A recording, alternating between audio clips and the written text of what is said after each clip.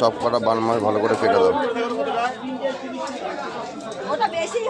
এটা চেয়েছে না, বডিতে চেয়েছে না টেনে টেনে।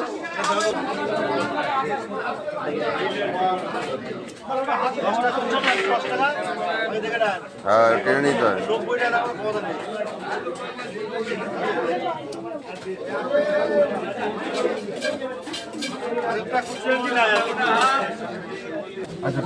চুনো কত করে রে?